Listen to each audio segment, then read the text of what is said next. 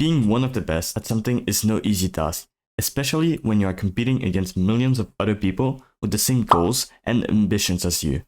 Since summer break gave me a lot more free time than usual, I decided that I was going to try and continue my push to finally hitting Radiant. Ever since I hit Immortal for the first time in episode 6 Act 3, my motivation to grind and become better has slowed down heavily.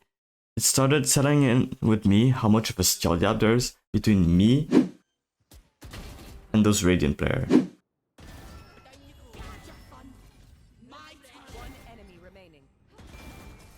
And now that I achieved my goal that I was working towards for so long, becoming a top 500 player seemed closer than ever before. But at the same time, when you get to that point, you start realizing the amount of time you really have to put in to achieve that goal. I'm gonna draw it in paint so everyone understands. Alright, so if this is the time that it takes to reach Immortal from Iron, when you hit Immortal, you're like on top of the world. Now you have a number next to your rank, and you're like maybe like 450 hours away from Radiant, and you're like, this shit is gonna be easy, right? Wrong. This is where the real fucking grind begins. In reality, you're probably not even halfway there. And this is when you realize this is gonna take forever. I came to realize that improving at Valorant isn't actually a ladder that you can climb easily, but an escalator that pushes you down the faster and the higher you climb. This is when I decided that I was going to get coaching to figure out what I have to work on for the next few months. Let's just say that this session was very humbling. The reason you're not improving is because, I don't know, it just doesn't seem like you care. Like, you care, but like, you know, it's like a fake care, you know what I'm saying? It's like when I see you in game, it's like you know that in a post-plant situation, you should be calming to your teammate and how you want to play around the fight, right? Like, that's obvious. But you don't do it. You know, peeking in X situation, you know you should find lineups, you know you should put in the work, right? As for what your actual issues are, right? I mean, you know you're not supposed to autopilot. You know you're supposed to be thinking about what the enemy team's supposed to do, but you just don't do it.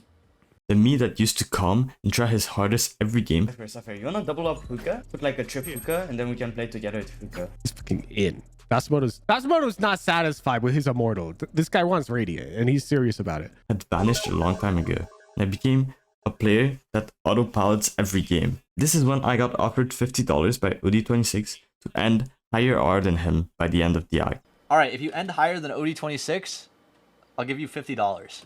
Chat, I don't know why I made that bet. I haven't played this game in so long. That was actually great. Hold on, Odie needs a fire lit under him. There you go, that's perfect. Alright, Dawsimoto. As of recording this video, there's 3 days left to the act, and I'm 92 hours below him. So, if you're watching this video right after it was uploaded, I might be live over at twitch.tv/Dawsimoto playing ranked and trying to win that bet. Now that I had a realistic goal in mind instead of aimlessly playing ranked, a switch clicked and I started winning game after game after game. My confidence had skyrocketed and I even passed OD, who was still Ascendant 3 at the time. Even though I just ranked back up to Immortal 1, I was actually higher placed than my peak of 232 RR because of the MMR reset that happened in episode 8. Oh, by the way, can we just talk about that for a second?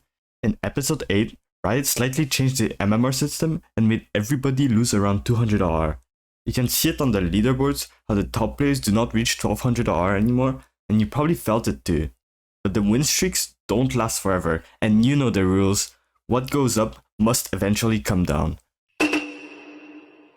With the bet I made, it was decided that we could only solo queue the whole act.